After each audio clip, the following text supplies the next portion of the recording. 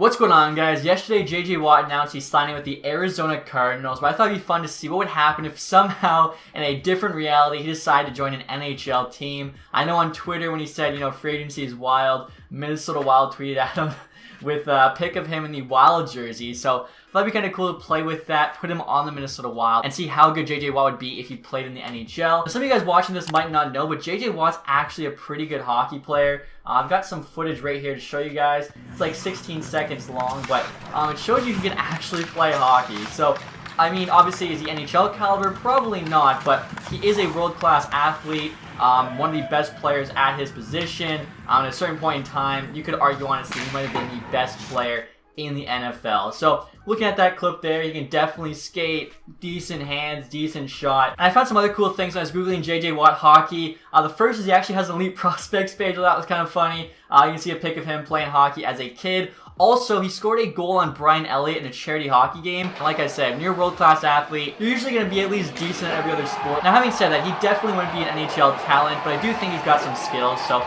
I'll show you guys the player I made in-game. We'll start off here with the details. Obviously, J.J. Watt. Unfortunately, there's no Watt, so Walt Slater is the closest play-by-play. I made him a defenseman as in the NFL. Obviously, he plays defense. He's a defensive end. So I think, with his size, he would definitely make a good defenseman. He's left-handed, as you guys saw, so prime position there is left D. For a jersey number, in the NFL, he wears 99. Kind of sacrilege to wear 99 in the NHL, like you literally aren't allowed, but I think for this, we'll have some fun. Have him wear 99. Honestly, doesn't look too bad there on the Wild. Now, some other things here. Height 6'5", weight 268. So, in real life, he's actually 6'5", 289. The thing is, in this game, if I want to make him 289 pounds, he'd have to be 6'9".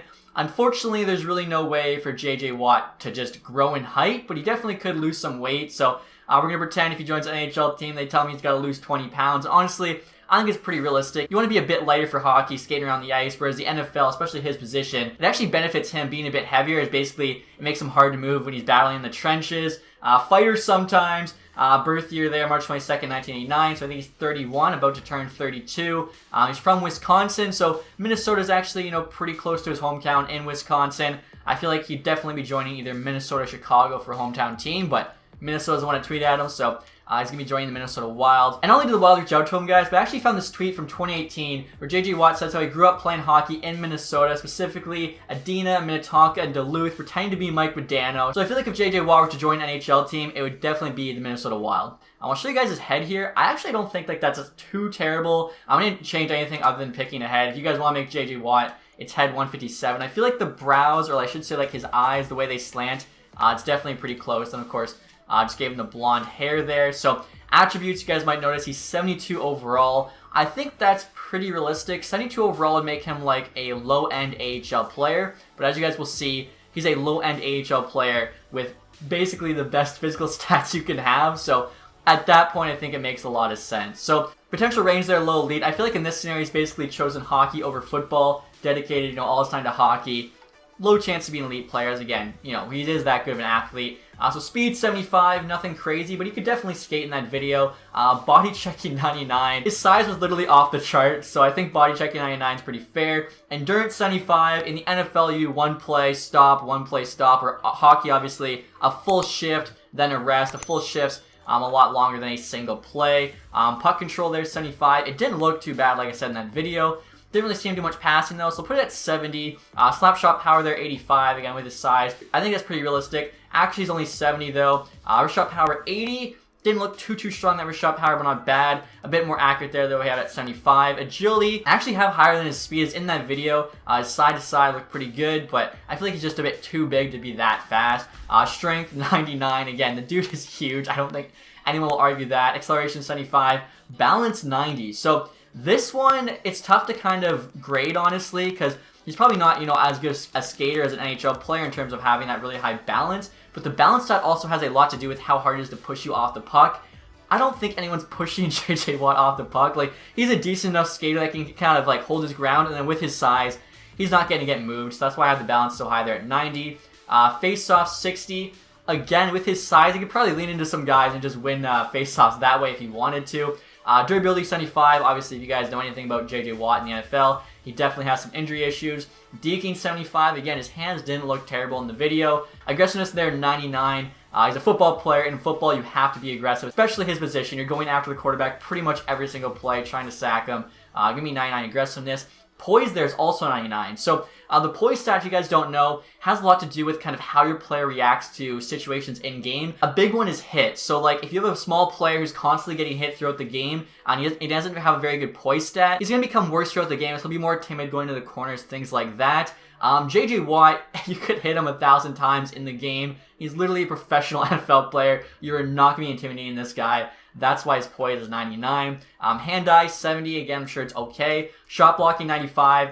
He's literally just got to get in front of the puck. He's got a huge body to block it. I think that's pretty fair. I then have both his offensive and defensive awareness set to 75.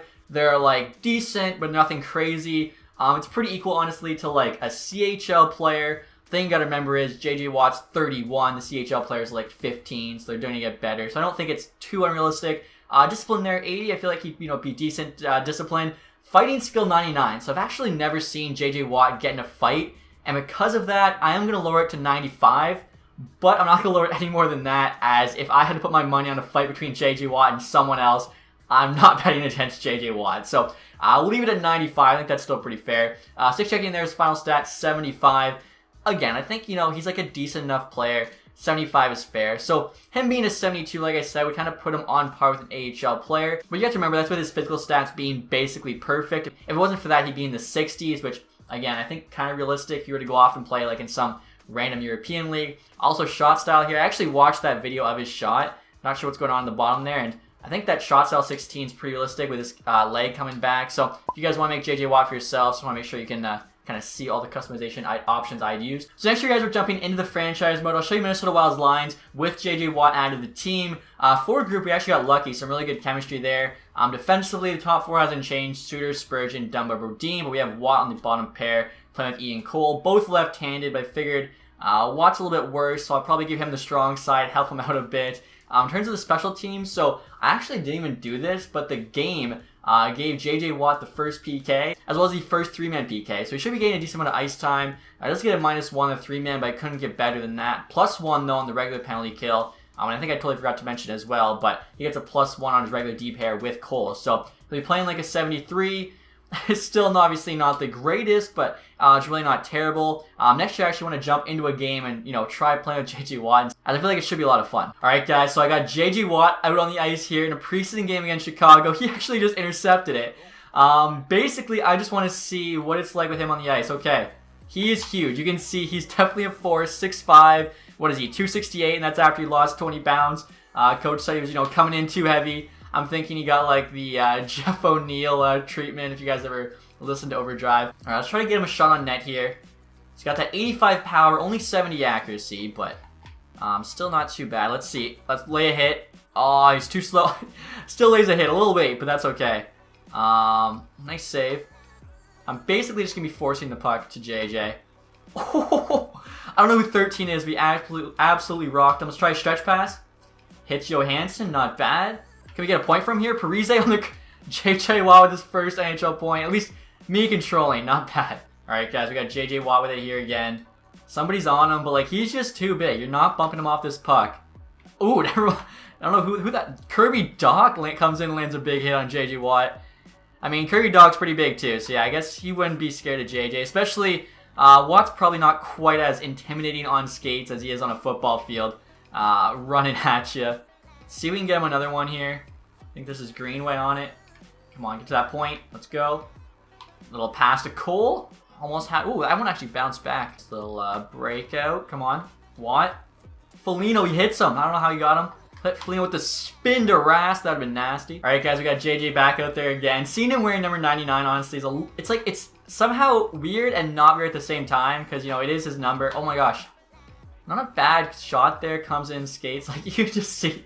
He honestly looks like a football player on the ice. Like, he is just so wide on... Aside from the one hit from Dach, no one's really moved him. I think that says, honestly, just kind of how strong Kirby is. So good for him. Let's see who this is. Peary? Come on, lay him out. Basically every hit, he is just crushing somebody. And what's pretty funny, I don't actually think I have any footage of like him laying a big hit in hockey. But we got enough footage, I think, of him laying some huge hits in football to know that the skill would probably translate not too bad, especially considering the fact he's a decent skater. Right there, kind of from behind, was able to make a play. Oh, Parise, can we get a little secondary assist here again, or maybe a primary? I got no one with me. To JJ, oh, he was going to the net. So I just simulated the rest of that game, guys. I feel like we got a pretty good idea what JJ Watt's going to be like on the ice. Now we're going to see in this season, see how he does. Obviously not expecting a ton of points or anything, but hopefully, you know, he's a positive contributor to the Minnesota Wild. Alright guys, so we're at the trade deadline here. Minnesota Wild have a 28-28-6 record. So they're 500, which isn't too bad. We're actually a little over 500 until like the last, you know, week or so we started losing some. Still fighting for a wild card spot there in the West. Only 6 points back. Zuccarello actually almost a point per game, playing quite well. I assume JJ Watt won't have changed in rating as he's 31 years old, but you never know. And yeah, he still has 72. He's currently got 8 points there in 62 games, 40 penalty minutes, which is quite a bit because he does have that 85 discipline, but I think with all his physical stats, he's throwing so many hits and things, he's going to get some penalties. He's a minus 16. He's averaging almost 16 minutes a night, though. One thing I wanted to show you guys, so compared to the AHL players, you can see he is lower rated than every AHL defenseman. He's 1 overall below Belpedio there, but you got to remember, Belpedio's physical stats, they're pretty average, where JJ Watt is just another specimen. So I think it kind of works out. We'll see here whether or not the Wild can make a run and make the playoffs. If not, their AHL team's pretty good, so I think I would just drop JJ to the AHL and have him, you know, go on a run with the AHL team. And a pretty huge trade just went down. Keith Yandle, Patrick Hornqvist, and a 3rd round pick to the Rangers. Florida gets a 1st round pick and K'Andre Miller. So a lot of salary going to the Rangers there, but definitely doing better, I guess, in the sim than real life right now. And so we're at the end of the season here, guys, with a record of 39, 35, and 8. So not too bad. Finished above 500. Unfortunately, though, did not make the playoffs. It was close. We fell 3 shy there to the Predators. And the Golden Knights had 90. So yeah, 3 points shy there. The Predators. Zuccarello had a point per game. I'll see how JJ Watt did on the year. I'm wondering if he outscored anyone on the team. That would be, I think, impressive in itself if he outscored an NHL player. He did not. He had 9 points in 82 games. Minus 11. Might have been the worst plus minus in the team. 169 shots. Creative players always take a ton of shots. So 9 points kind of sucks to see. Minus 11 was not. 3 good players actually. Parise, Fiala, Johansson had worse plus minus. That shows you plus minuses and everything.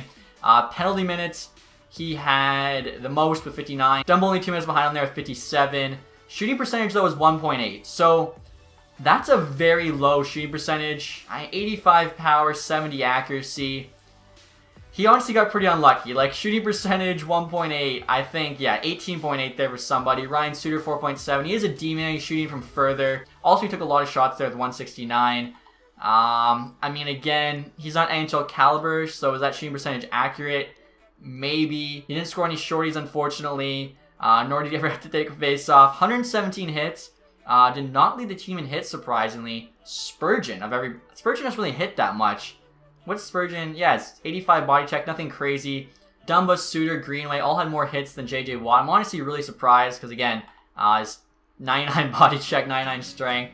Blocks there look to be pretty high on the team. He's 4th on the team behind Cole, Dumba, Suter, so not too bad. Giveaways 103. Again, he's not NHL players, so he should have the most giveaways. Takeaways, he actually had a decent amount. 3 fights. Unfortunately, doesn't say whether or not he won them, but he's got 95 fighting with 99 strength. He probably won the fight. I think that's safe to say. So, quick look at the entire league. See where the Wild finished. I know we missed the playoffs. I wonder if we're the best team to miss. Montreal. Okay, no, we're not. But we're still a good team. Finished 20th there in the NHL. Tied with the Canucks. Last place in the league. Florida Panthers, 72 points. So explains why they made that trade for K'Andre Miller. And before we forget, scoring leader for the entire league. Nathan MacKinnon, 115. Rantanen in 112, Landeskog 111. So the entire Avs first line led in scoring. That is ridiculous. Defenseman Erik Karlsson, 100 points right on. Rookie skaters, JJ Watt. I don't see him. Kaprizov 75 points though with the Wild. So I mean, you know, JJ Watt obviously opened up the ice for the rookie.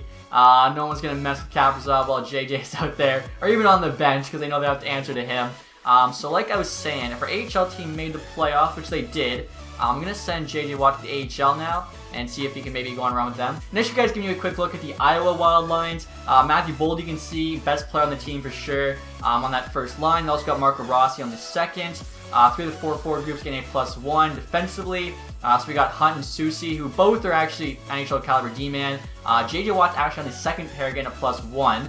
Then in terms of special teams, he's on the first PK +1, second gets a +3. He's also on the first 3-man PK. No minus this time, he's getting a 0. So we'll see here how JJ Watt does in the AHL. I see Boldy there's tearing it up right now, 66 points in 73 games. So we'll get to the AHL and then see how the Iowa Wild do. Again, JJ Watt's rating's definitely more of an AHL rating. Plus, I'm pretty sure the AHL game is a bit, grittier than the NHL. So maybe his physical stats will kind of help him out a bit more. So looks like we finished second there in our division.